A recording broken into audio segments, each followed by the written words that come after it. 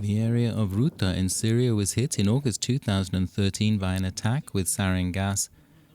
Russia said it was carried out by opposition forces. Assad denied ever using chemical weapons. The UN said his government was responsible for repeated chemical attacks. Wafika Suleiman, more than a decade on, continues to mourn the loved ones that she lost. They brought them to me and told me, "Here, take your sons. They have been martyred." They all came to me as young men gone in a chemical attack. They brought them back naked and something was coming out of their mouths. It was not at all normal. It was like soap coming out of their mouths.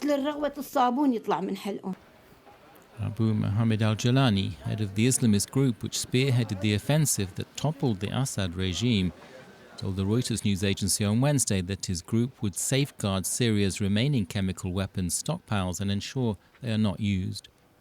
He said he was closely following up on possible chemical weapons depots and coordinating with international organizations to secure them. On Thursday, the Organization for the Prohibition of Chemical Weapons convened an emergency session in The Hague. Its Director General said it had seen positive signals from Syria on the issue, but that no formal request had been received. Fernando Arias said the organization's priority from now on will be to engage with the new Syrian authorities as soon as possible and work with them to finally determine the full extent of the Syrian chemical weapons program to ensure that the risk of proliferation or use of chemical weapons is contained.